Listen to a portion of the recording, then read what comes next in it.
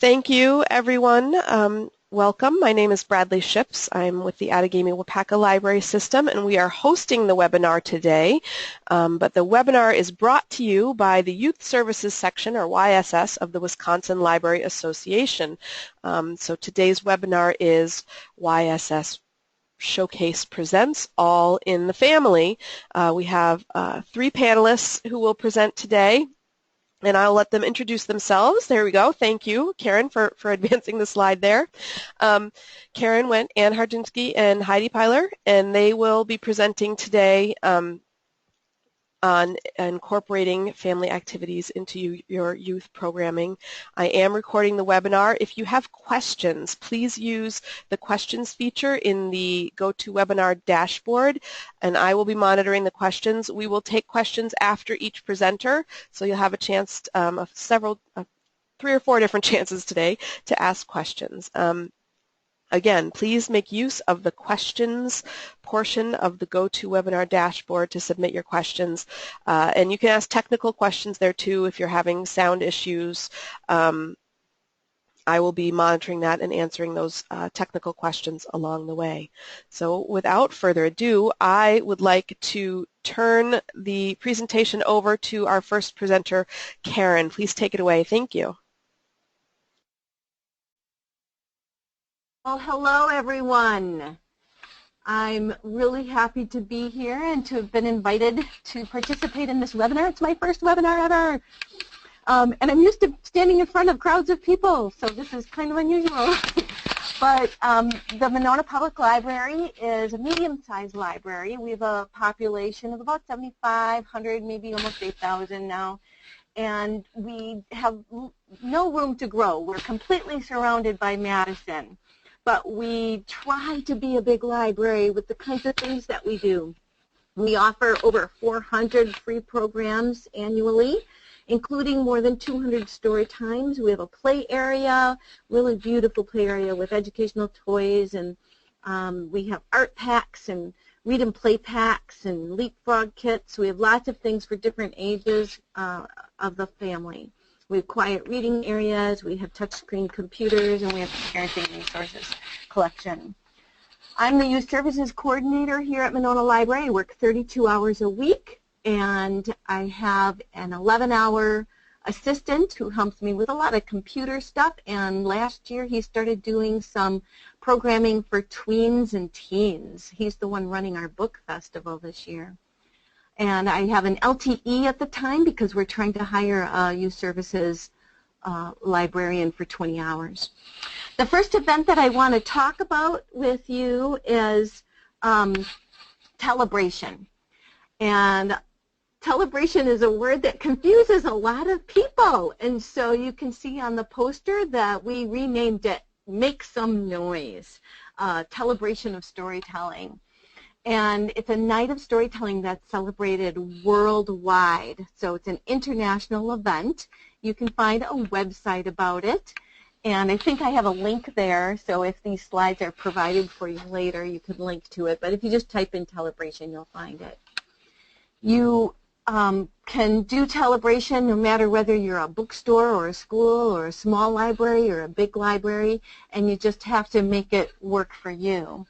This is a Telebration event that's being held upstairs in our children's department.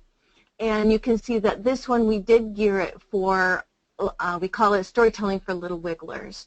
So while we do have a little bit of variety of ages, the stories and the music that are told are really geared for a younger age group. However, our 6 o'clock family program is for all ages. And you can see here that we have some preschoolers, we have somewhere in the audience, we have some teenagers, they usually sit more in the back, and then we have elementary age kids, we have our senior citizens, and everyone is involved and interactive with the storytellers and musicians. We have a sign language interpreter there as well.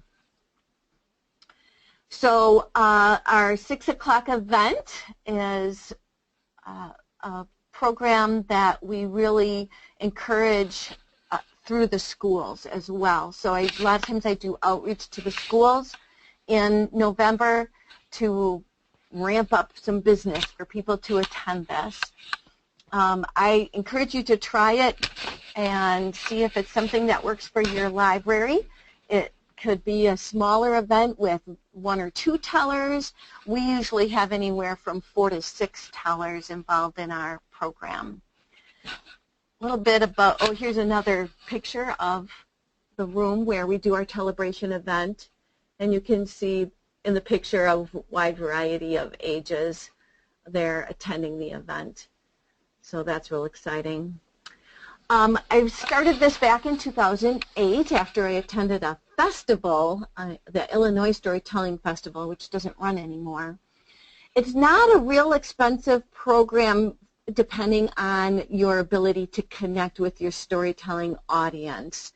Our friends provide money for me to be able to get treats and to give a stipend to some of the tellers. And then one of the local schools provides money for a featured teller, somebody that we get who has a bigger name and that might really draw the attention of a multicultural range of families in the area. Telebration is an event where storytellers generally set aside their fee for the programs. So you might be able to find tellers in your area who know what Telebration is. I can tell you more about Telebration. If you want to know more, just give me a call or email me, and my contact information will be at the end of these slides. Stories Off the Shelf is a smaller version of Telebration. We do it during Children's Book Week. We find not only local storytellers who will donate their time, but also I even get some parents and teachers who are interested in presenting stories. This is when our tellers learn a story that comes from a book rather than with Telebration. It might be personal stories, folk tales, myths, or legends. This one is stories that the tellers have learned from books, and they tell the story and they might show the artwork from the book. You can get all ages involved in this by including the older elementary kids in helping to tell the stories, and by having teenagers do puppet shows, photography, mic checks. I see I made a spelling mistake there. They can do the scenery for the event. This year, our Stories Off the Shelf event might be happening over at the school during the elementary school's Fine Arts Gallery night. And so I'm looking forward to that little bit of a change and see what it brings for us. Again, sometimes you can provide treats. I don't always provide treats. And sometimes a local grocery store sponsor might be willing to provide food for your event. And this is usually held at 6 or 6:15 at night. And you can see the attendance is much smaller. At Telebration, I might have 150 people at the event, and this one I get a smaller turnout. Family Fortnight has been going on around the country, and so one of my School of Library Information students, as part of her internship, decided that a Telebration would be a lot of fun. And so she did a lot of the research to find out about how to run a Telebration, and we had so much fun. We're doing it again this year. So I'm not hugely experienced with Family Fortnight, but I think it is truly a family event. If you look at this picture on the left, that's part of our children's room there, and they just use whatever, the families who attend use whatever furniture they can find. They use sheets and blankets and sleeping bags, and they cover up furniture. And if you look closely, you can see Dad's foot sticking out from underneath that Spider-Man table. So even Dad's all over the library, crawled in under the tables. I wish I could have shown you more and more pictures because it was so much fun. We had, we had families of all, I'm going backwards. We had families with children of all different ages attend this event. I don't think we got a lot of teenagers over age 13 to 15. There were a couple, but mostly it was preschoolers up to about age 13, 14 years old. And you can see here some more pictures where they covered the stacks and crawled in to read. And the picture of those 3 boys, that's a door prize drawing where when the library closes at 6 o'clock, those 3 boys won the door prize to be able to make the announcement that the library is now closed. And if you're here for Family Fortnight, please join us in the children's room. So they all come to the children's room, and that's when we hand out the flashlights. If they didn't bring any, we keep a couple extras, and we give whatever little rules or guidelines we want to give about playing flashlight hide and seek. And we wait until the rest of the library is all shut down, which is usually only takes a few minutes. I do leave a few lights on in the building at both ends, and we turn the lights out in the middle part of the building, and they play hide and seek. Now, one of the things that I'm going to try this year, it went fine, but kids do run in the library, so you have to be willing to put up with that if you want to play this game at your library. But this year what we're going to try is making it even more of a family event by inviting the families to work together for hide and seek.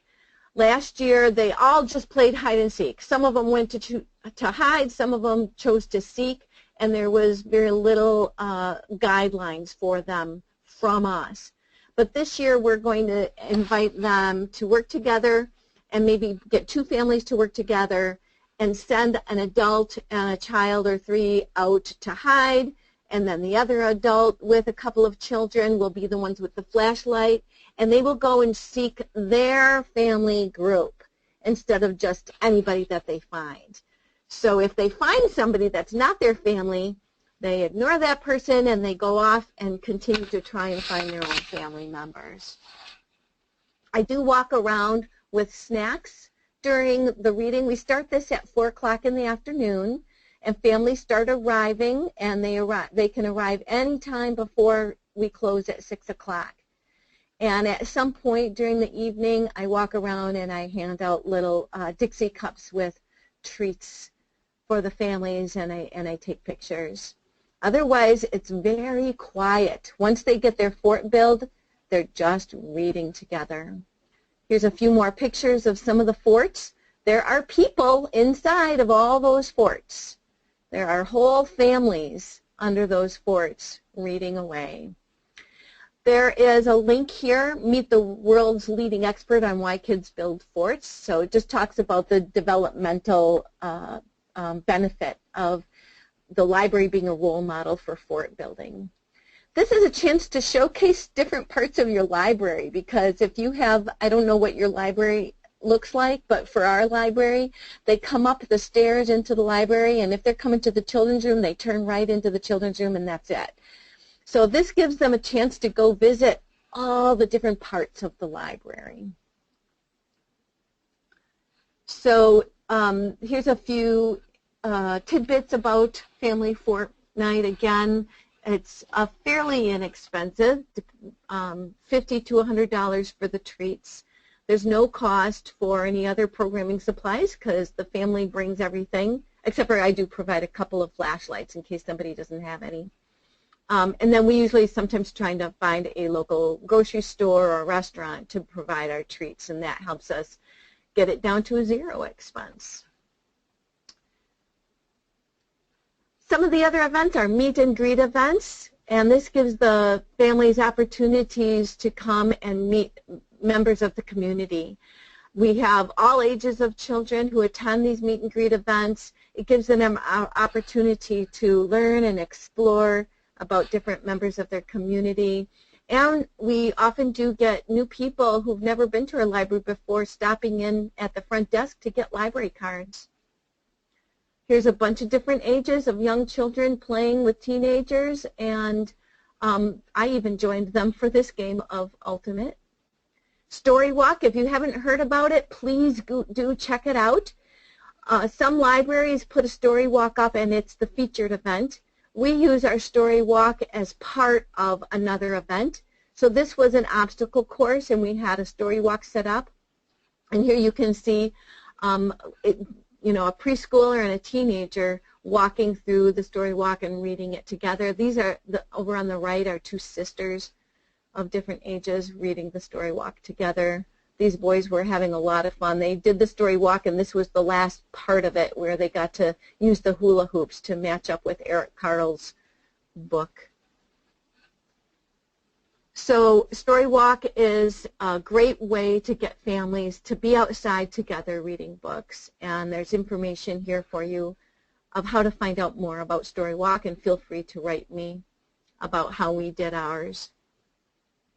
1,000 Books Before Kindergarten, the objective is to encourage library use, enrichment to the community, family fun day, and to increase knowledge about the early literacy reading program. We used the whole library for this event. We used the lower level program room for the award ceremony for the kids who graduated this program, and we set stations up all around the library upstairs. So the children's room, the teen area, the adult area. We have games and refreshments, storytelling or musicians. One year we had a face painter come to the library. And we did have a nice range of ages. However, we had hoped for a bigger age range by providing Frisbee fun and face painting. I think this girl with the butterfly on her face, she's about 11 years old. I think she was one of the oldest ones at the event. But other than that, we did have a nice age range from infants up to age 11, and then also the grandparents that would come to watch their grandbabies get their awards for being graduates of the 1,000 Books program. Some information about how we run the event. We do put book displays up for all of our events and encourage checkout.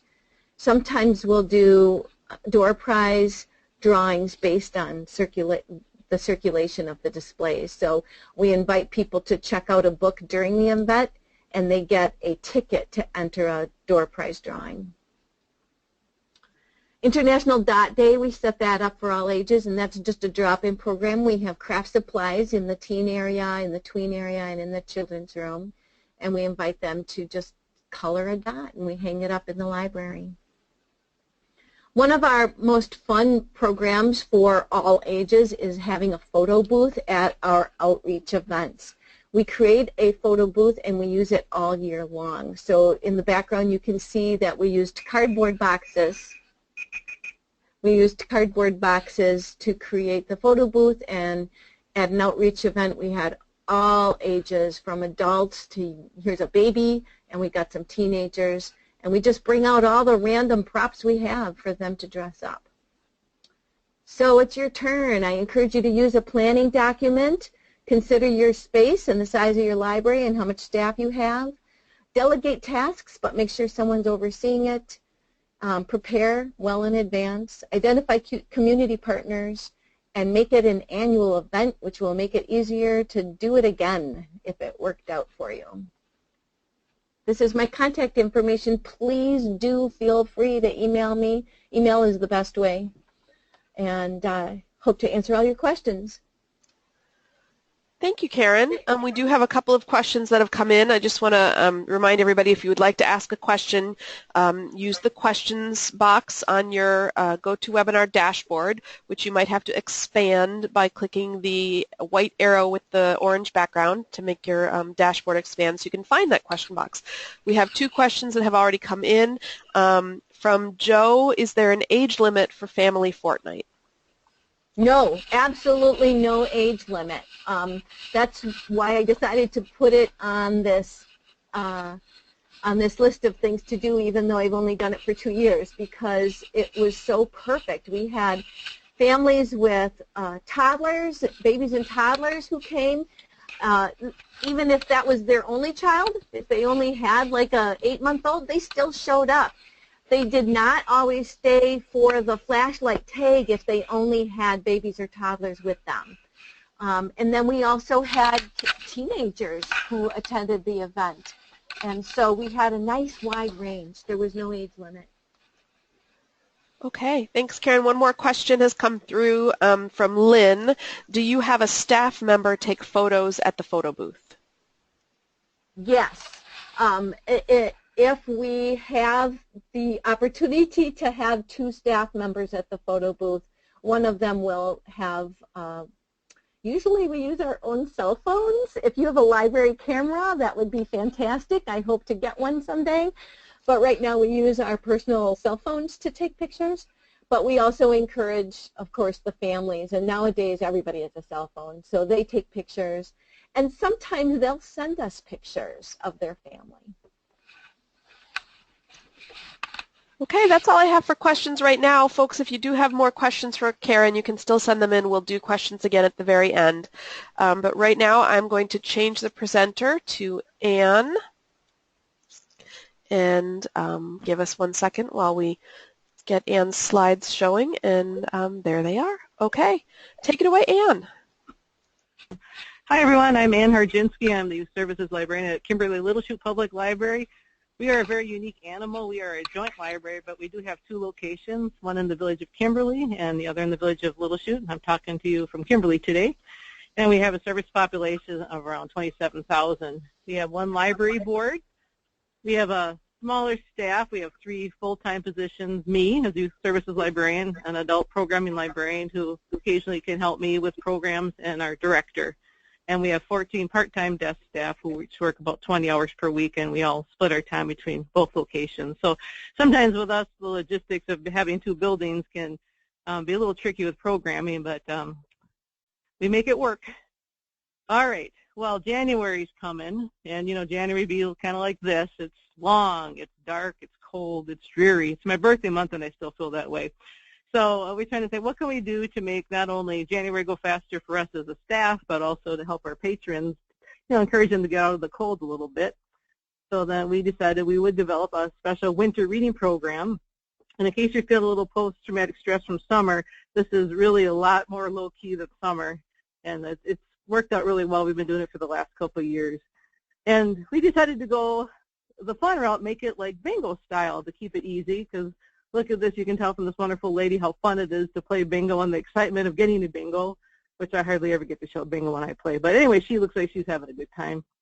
So we developed, with pop culture, we thought we'd go with the Minions. The movie was really popular last year. So we came up with a Minion Reasons to Read for our program. And it's just a 4-week program, so we keep it real doable. And we have just the 3 age groups. We do kids up to 5th grade, and we do a teen program and also for adults. It's really the same design. We just have different activities for each age group in the bingo. So we just changed, kids to teen and adult just to kind of keep that simple. So you can see this is like the front of our card, and free space we have grew.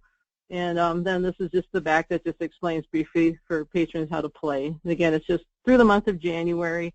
You can also do it maybe mid-January to mid-February too. That's a nice audience time. We found this year having it right January 4th, it took people a little bit of time to get back in the swing of things right after the holidays. So that's an option for you too, to try it maybe a week into January. And it's really not a very expensive program. It kind of depends on how you want to do it. But the big prize for us was to have the grand prize entries for people when they completed a bingo. They could get an entry into a grand prize. And because we like to do prizes here, we did have smaller prizes. We went with the theme. We've got Minion pencils and stickers. We just had hot cocoa packets. If you go like to a Sam's Club or Costco or someplace, you can buy those big boxes of Swiss Miss. We just gave those to the people to pick out. And we had some mini candy bars. And we also found some Minion paper eyeglasses, which were a lot of fun. And we just have those all in a basket. So whenever a family would complete a bingo, we'd take a highlighter and just highlight that bingo they finished, and then they could pick something out of the basket. And plus, they got an entry into the grand prize drawing. And so, again, it's just for 4 weeks, so it just makes it a fun way to pass the time in the winter. And this is to keep it simple, again, because of our 2 locations, and we do have a couple staff people that aren't always real comfortable on doing things on the computer. We just kept the sign-up really easy. We didn't do any formal registration. We just pretty much used tally marks. So we have our our sign-up sheet, so when someone came in and said they want to be a part of the winter reading program, we just put a tally mark in the category that they fit into, and kept track that way. And then whenever they finished a bingo, we just put a tally mark during each week and helped us to add up that way. If you can do like, Google Doc, that works great too. This is just something because of having so many part-time people. For us, this just worked the best. It was simple and it was great. You can see from this past year, we did have 312 kids turn in a bingo, 42 teens, and 115 adults. So we're really happy with those results, a little up from last year. And as far as the bingo, we do try to put some fun literacy activities. You can see a little screenshot here of our kids card. The big thing we had is reading, of course, and we try to make that easy way to get bingo to read for 30 minutes. So we try to throw some fun things in there, like read to it's the fluff I'm going to die favorite stuffed toy. That's a fun line from the movie. We encourage them read while enjoying some hot Coke or apple cider. Read a new book. Read about winter animals, or Who Tried to Steal the Moon? Read a story or find a fact about the moon. So we try to throw extra things in there to keep it fun. And for teens and adults, we might have them check out a movie or try a film based on a book. Encourage them to read something nonfiction. Teens maybe use the research and homework help section, or maybe check out a graphic novel. Adults maybe read a magazine or newspaper, try a young adult book, check out an audiobook. So we have some different activities in there too to also highlight parts of the collection. And we also, for the kids too, did some movie-related items like mentioned about read a book about the moon, draw a picture about your favorite Despicable Me or Minion character, play I Spy looking for things that are yellow or start with the letter M for fun. And I must admit, I guess we tend to go a little crazy with grand prizes because we like to, go out to Walmart or Target and see what kind of fun things we can find on sale. So we actually did have 15 grand prizes. Again, they're smaller little baskets, but we like that because then more people get a chance to win. I think, to keep it a lot cheaper, you could just have one grand prize or just a couple. That's just kind of what we like to do. And then we always like to end our program with a big family program celebration on the last day. And this year we did do a Minion Madness program. And again, we kept this pretty simple. It's gathering together and having about 5 or 6 different activities that families can do together as they come in. You can see the old toilet paper tube crafts are always fun, and I tend to have a lot of wiggle eye crafts too. I don't know why, it just seems to be my signature trait there, but so the kids can make their own little minions. And then we also, probably the most expensive part of our party this year was just buying either Nutter Butter or Milano cookies, because they're kind of shaped minion-like, and we found some candy eyes and some blue frosting so that kids could make their own little minions. Then we had yellow frosting also so they could decorate and see those little guys enjoying the snack. And we had pin the eyes on the minion, and we also had a couple of bigger minions where kids could just toss, try to toss through the minion's mouth. Just had some minion coloring sheets. And the families just really had a great time. We have it last for about an hour, so again, it's all people just go through their stations and they just really have a good time together enjoying these activities. Sometimes we'll have, dance music, all kinds of things. So it was really a lot of fun. And these are just some of the grand prizes we had. We found like a Minion Trouble game, which was really fun. And sometimes we'll just find some great things on clearance. They had like a Pictopia Star Wars game, Star Wars movie had come out too, so we just kind of threw that in there for fun. We found this pillow like for $3 at Target, so we just got a little Polar Bear What Do You See book to go with it. And of course, the best prize of all this year was the Minion Fart Blaster. As you can tell, the incredible joy on this young man's face to be the winner of that. The year before, we actually had Frozen as our theme, and we ended up again with a big Frozen party. So it's fun to have a photo op. We found the Sven and Olaf Sandy actually through Oriental Trading. And I love a little Kristoff outfit here. And this, of course, is all the kids singing the Frozen Let It Go song. And again, we just had some stations where kids could make a crown. We had some stick-on jewels that we got locally at Hobby Lobby. We actually had a local balloon lady that could make Frozen characters. So we hired her to come to that. That was really fun. And snowflakes to decorate. And we got the old candy cane reindeer to kind of go along with Sven, where you just get candy canes and wrap around a pipe cleaner and add some wiggle eyes. And kids just had a great time, so the families really enjoyed it, just that hour spending together. This was on a Saturday morning. Did you know that there is an international holiday called Talk Like a Pirate Day? Well, there is. It's every September 19th. So that gives you a good excuse to throw a pirate party for the whole family, whether it's in September or not. And it's really fun because in your publicity, you can do all kinds of pirate talk. Like, oh, you mateys, it'd be the top like a pirate day. You know, it's really fun. So you can do that on your Facebook page. So it's a good time to practice your pirate talk.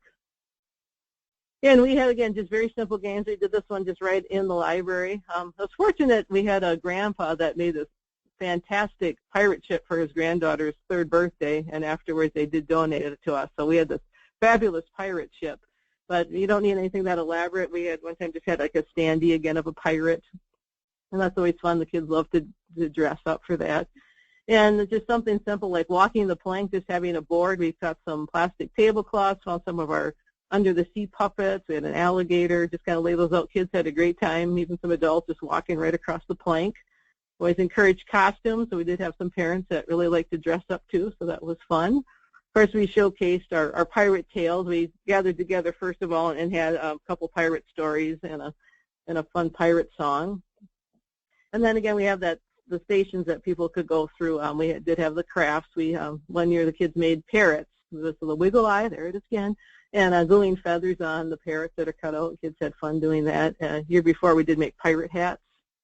And the games, again, they're so simple. The kids just love them. We just got some ice cream buckets, decorated them up with some skulls, and we bought some of those kind of squishy balls from Oriental Trading, the pirate theme, and kids just have fun tossing things in a bucket. You know, how many balls can you get in the bucket? And it keeps them occupied. They just love it.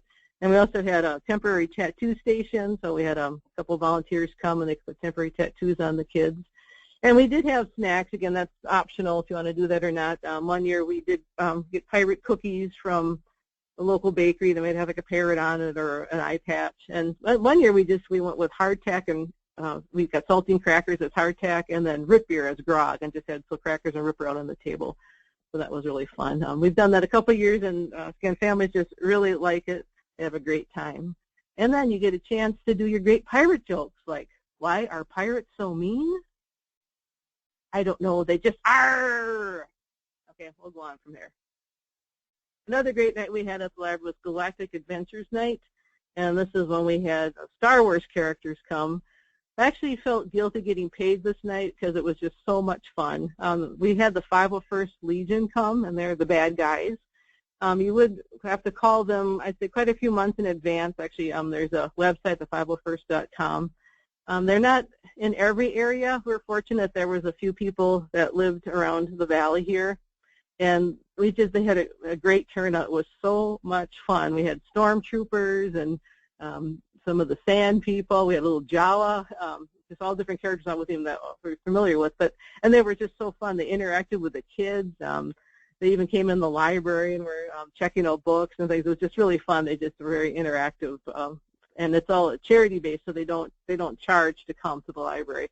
There's also the Rebel Legion, or the Rebel Alliance. I believe they're the good guys. I have never had luck hearing back from them. It's another area you could try, too. But the 501st, again, they were just so much fun. And you can see from here that the families, they just love dressing up. They had a great time bringing in all their lightsabers and their awesome costumes. And we did really simple games, again, that kind of that do-it-yourself thing. We had a big Jabba the Hutt where kids could throw these little stuffed bugs at them, feed Jabba the Hutt. We just took some of the bad guys, the dark side characters, and we printed them out on cardstock and just put a little circle base on them, and kids would just fling rubber bands to knock them off the table.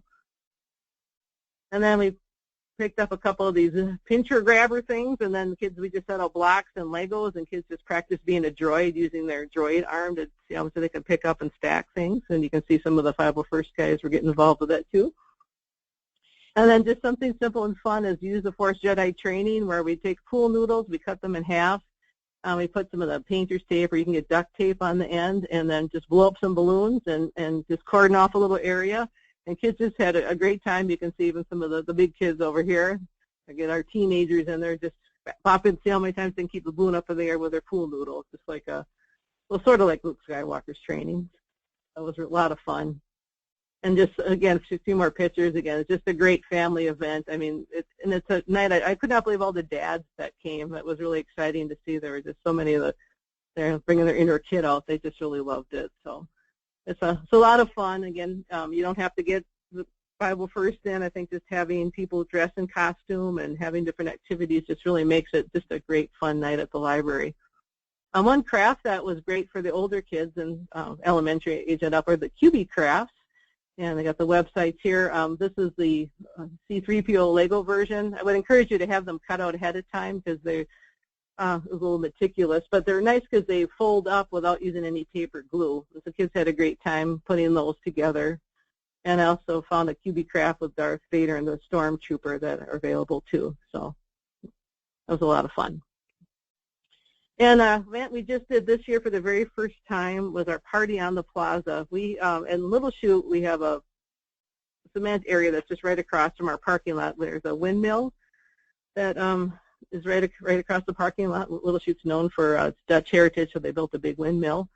And so we did a life-size game event. This is one that we partnered with our Little Chute Park and Rec department. We partnered with them in the past. We do a story walk with them where they put the story in the woods for us to make a nice evening for parents too, just like Karen's story walk she mentioned.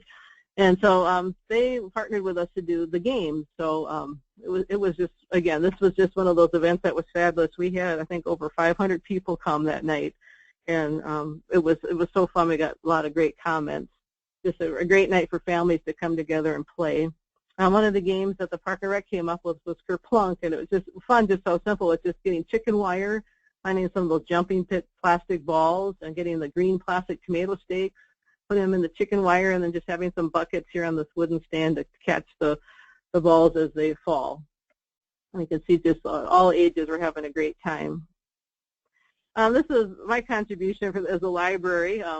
Right in the parking lot was the Snail's Pace race game, and this is a really fun life-size game. It's actually based on a board game that I found at a rummage sale for my kids many years ago, and it's great because it has number recognition, there's colors, letters, counting, and following directions. It's just, my summer girls made these fun snail shells just by using foam board and putting paper over it. And those were fun, but they didn't last real long. They had some yarn on them, and they didn't quite stay. As you can see, by this time, kids are just carrying them. So I think just making like a sandwich board color would work fine. But you just make a set of dice with, I use Kleenex boxes, and they just have the color dots on there for each color represented for the snails. So you just shake them, color yellow and red, and then the kids just move one square forward. And it's a real simple game. Again, all it cost is 2 boxes of square boxes of the Kleenex and some sidewalk chalk. And the kids just had a great time. Even some of the older kids were playing it, and they just loved it. Other games that we had were Jenga, just by having some boards stacked, and a lot of families just had a great time playing that. We made a memory game. Because we are a joint library, we do buy 2 copies of all picture books, so we actually used some picture book covers as our memory game. You could have book characters. It's fun. Just have that on the lawn. Kids had a great time playing that, too. They made a homemade battleship, and then they bought a life-size checkerboard. And we also bought some big dominoes, too. So people just kind of spread all through the plaza and the parking lot and the lawn. We did cordon off the parking lot just for safety. And the highlight of the program was human foosball, and this is where the kind of the big expense came in because they had to buy all this wood to make that. But it was actually my director's last week of work. She was moving on to a new job, and it was always her dream to have human foosball at the library. So again, the Park and Rec developed that, and kids had a great time. You can tell just from their faces, sliding around, kicking the ball. And again, the expense, there's a little bit of an upfront expense. I think the library it's probably about $600 for us, and our friends of the library helped us. But this is, again, knowing it's going to be an annual event. We can reuse all the games, and so we felt it was really worth it. We also hired a local artist came and did life-size marble painting with the kids, and we had a balloon lady come in and do a craft where she got some water beads and a balloon, and the kids could make a little craft with that, so that was a little extra expense there too. But I think just doing some of the simple games, like Jenga and the snail game, you can still have a great fun night for families without going through the cost that we did. You can see there's a life-size marble painting. And also the Diamond Club, they came and they sold food there that night, so it really became that people could have supper there if they wanted to. Culver's also came too, and they provided free ice cream. So if you have a Culver's in your area or another kind of ice cream shop, you might see if they'll come and even give free ice cream. It was a great turnout, and here's making the balloon craft. And I just love the Facebook comment, too. You know, we took our grandkids and a friend down. They had such a great time. Their favorite was the snail game, and they loved the ice cream. Thank you so much for doing this. What a great community activity. So that was really great to hear, because that's what we strive for, to be a big part of the community. And so we thought this was just a fabulously successful event. Just we're great with the turnout. We're blessed with fabulous weather. And even if you could do something indoors with just some smaller versions of life-size games, it's a great way to get families playing together. All right, if any questions or anything I can help you with, please don't hesitate to contact me. My information is here. All right, thank you. Any questions for me, Bradley? Hey, Ann, thanks so much. Yep, we've got one question in. Do you have, this is from Emily, do you have a winter reading program theme picked out for January 2017, or will you use the Minion theme again? We'll pick something different. So the year before we did Frozen, we did Minions. I know we're just starting our conversations about that. We kind of like to tap into pop culture if we can. Others who might even just do something winter themed with just winter animals. But yeah, we're still debating on that. So if you have any good ideas, pass them my way. All right. You can keep that same template. We just change the art. So. Thanks, Ann. So I don't have any more questions right now, but folks, if you have more questions for Ann, type them in the questions box. We will come back to them at the end. And right now, I'm going to change over to our final presenter, Heidi. And we'll give Heidi a second to get her slides showing. Okay, well, thank you. Thanks, Heidi. Thank you. I am Heidi Peeler, and I'm the Youth Services Librarian at the Shorewood Public Library.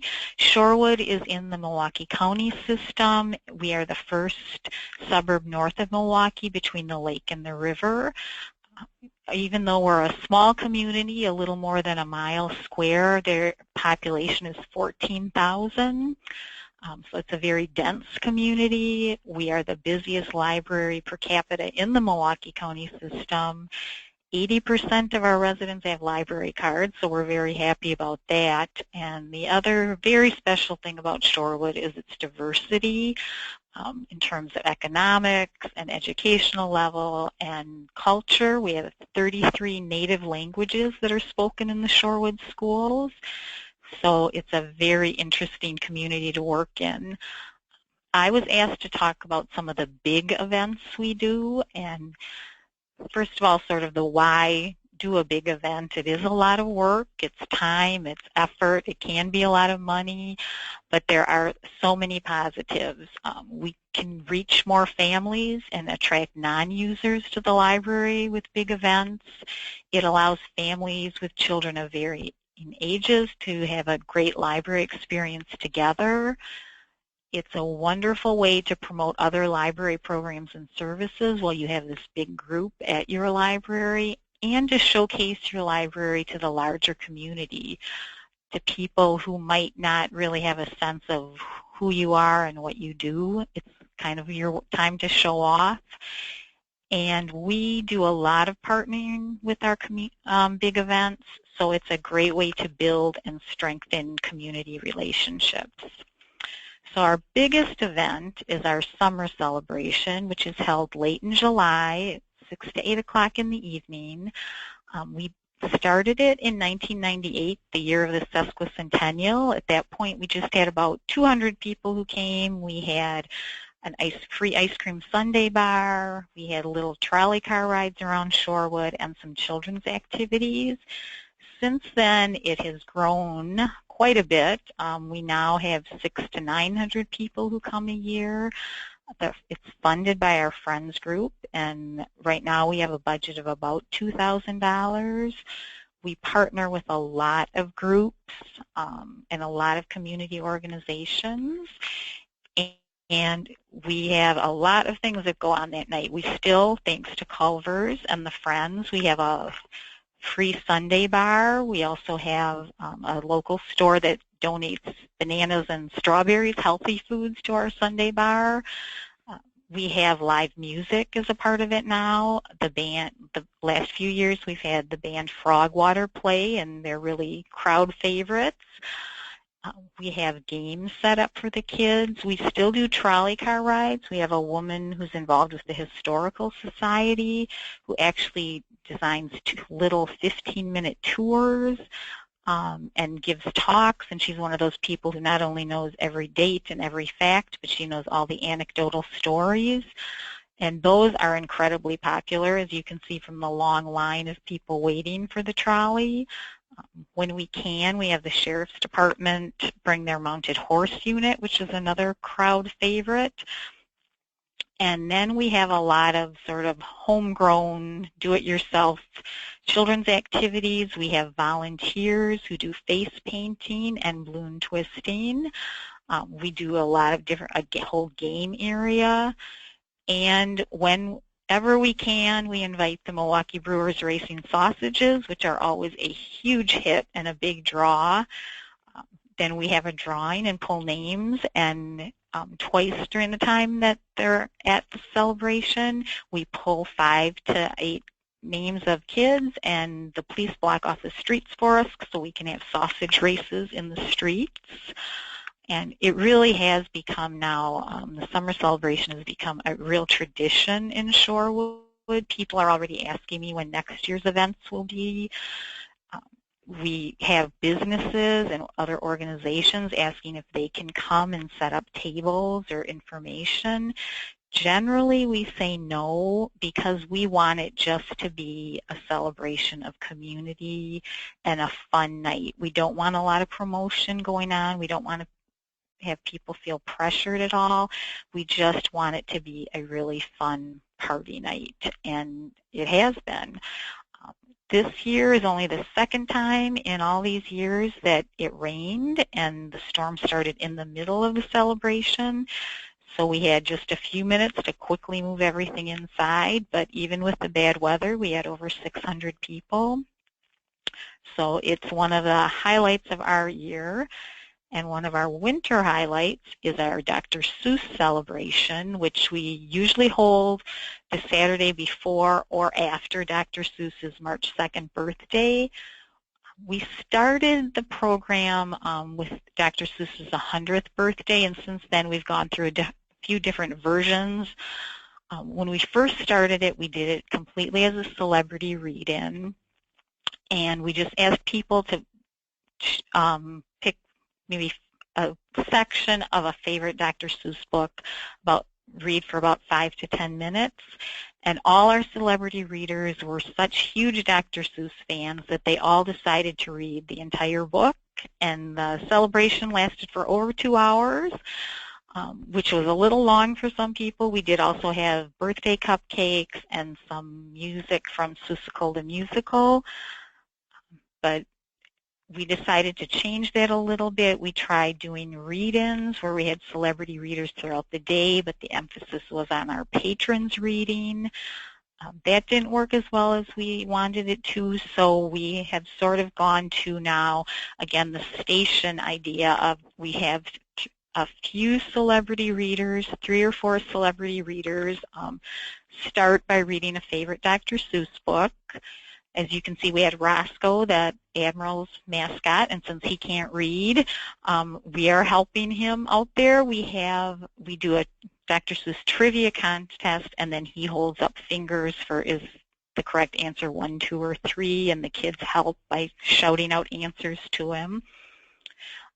And so that's always a big draw. And then after the celebrity read-in, we have people just kind of disperse to the different stations.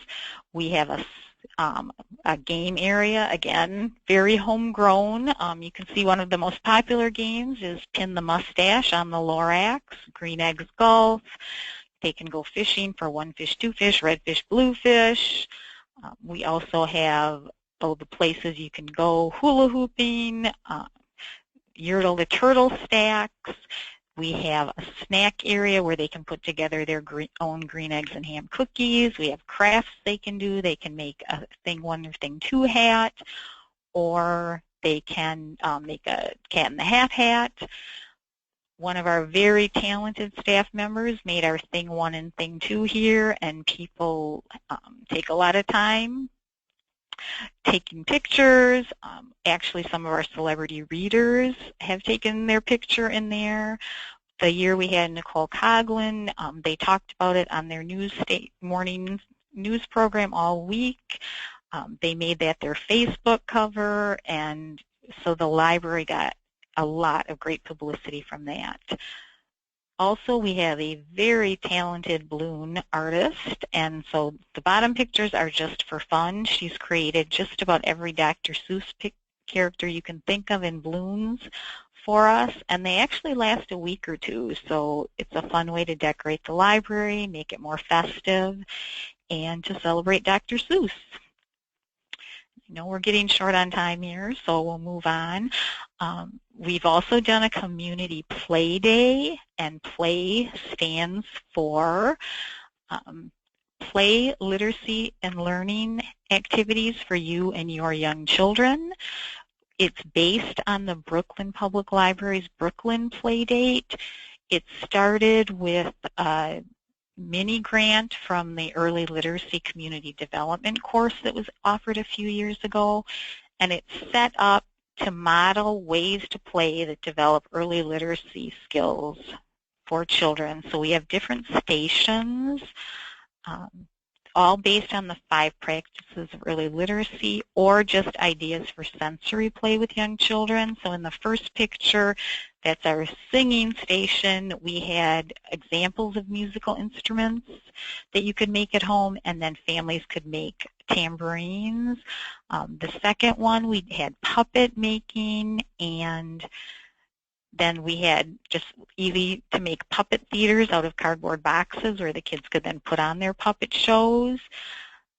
One of the bottom pictures shows the writing area. We just had things kids could play with letters, stamps, magnetic letters on cookie sheets, pipe cleaners they could form into letters.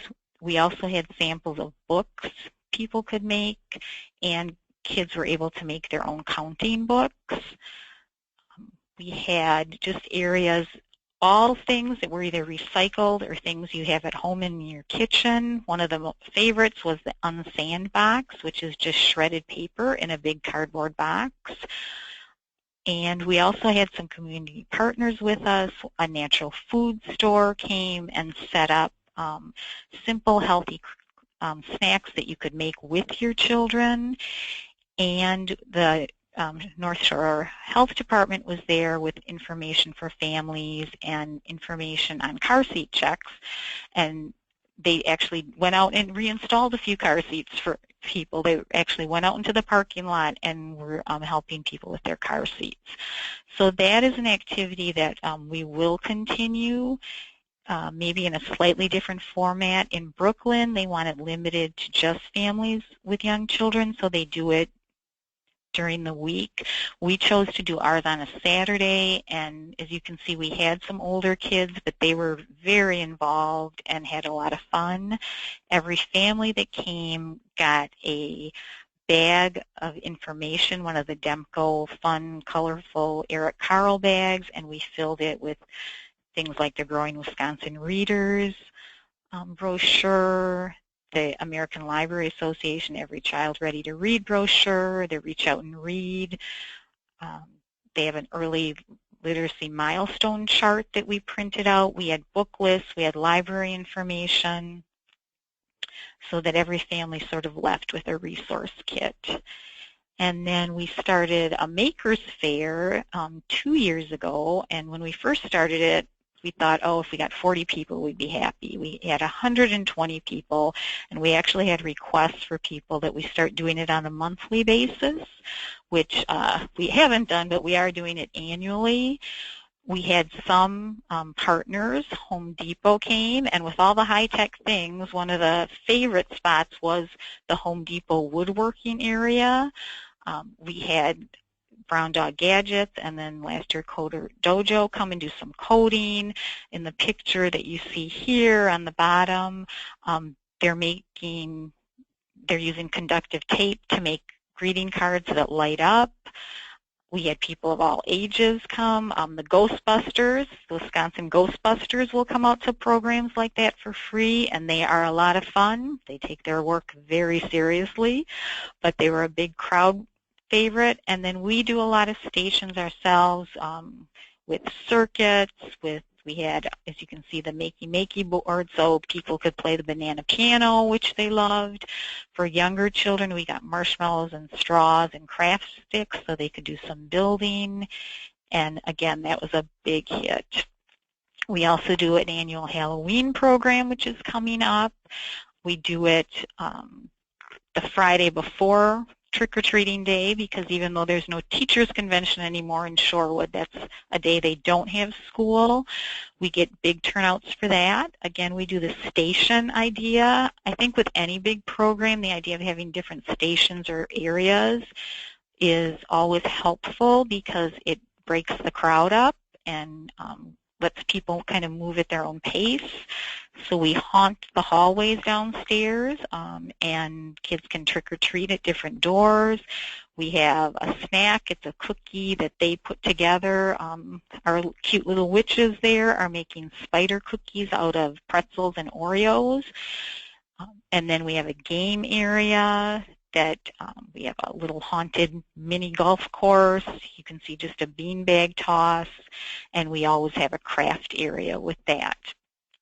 And again, we get huge turnouts for that year after year, and people look forward to it. So just to finish, because I know we're really short on time here, some of the lessons learned and advice I would give is prioritize, decide what you really want to do, what's your message with the program, who are you trying to reach, plan well ahead, do start 6 to 12 months ahead, and prepare things well ahead. Get your shopping done, get your supplies, get everything organized. So if something does go wrong or there's something unexpected, the day of your event, that you have the time to deal with it. Always have a plan B. So if in the middle of your biggest celebration of the year, a thunderstorm moves in, you can handle it, and your guests will still have fun. Involve your staff. It's not something you can do on your own, and there's always so much talent on your staff, and they'll have so many great ideas. Identify your community partners and reach out early to them because they have busy schedules too. With our Shorewood Women's Club, they look forward to serving the ice cream at our Sunday bar every year, but we always try to contact everyone ahead and let them know our dates. Also with the big event, check the calendar to make sure your program isn't in conflict with anyone else's big program. Promote outside of your usual venues. You know, put your posters up at the grocery store, on the laundromat, and any other place you can think of that will reach families that might not be regular library users. Make it, if it's successful, make it an annual event. People look forward to it. It's easier for you once you've done it once. You've got your framework done. And so keep the things people like, but don't be afraid to add new things to keep it fresh. This year we added photo booths to the trolley car line because people line up and wait so long for their trolley car ride. We wanted to have something for them to do. And I think people appreciate the fresh, but they also want their old favorites. So if you do have any questions, please feel free to contact me, and I will be happy to respond. Thanks, Heidi.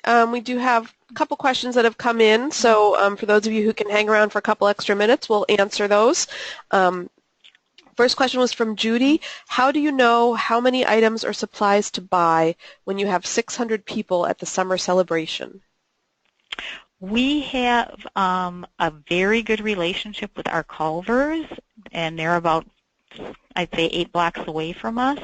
We can actually call them, and they're on standby, and I can say we're getting low on frozen custard, and they drive it over to us. I can say we're running out of spoons or whatever. We purchase the frozen custard at cost for them because it is such a big group that they donate spoons, napkins, bowls, all those things. And other than that, we just kind of look at what the attendance was last year, because for our game area, we give out little prizes too. The kids can pick one prize after they've played all the games. So we know that we get a variety of ages. We kind of estimate how many kids there are and make sure we have enough prizes. So it is kind of a guessing game, but that's how we do it. Okay, thanks, Heidi. Last question is, are we able to use the play title idea for our early literacy event? Oh, I think definitely. Sure, we all want to share our ideas. So. Okay. Well, that's all I have for questions right now, folks. If you do have more questions, you can contact our speakers directly. They've all provided their email addresses, or you can send them to me, and I will get them to the appropriate person. Thank you again, everyone, for joining us. The webinar has been recorded, and you'll receive a link to the archive in a follow-up email. I've also put a link to our evaluation survey in the chat, and that will also be in the follow-up email. So we keep that survey really brief, and it's really helpful to us if you respond. Thank you again to our speakers, Karen, Ann, and Heidi, and thank you everyone for joining us. Have a great afternoon.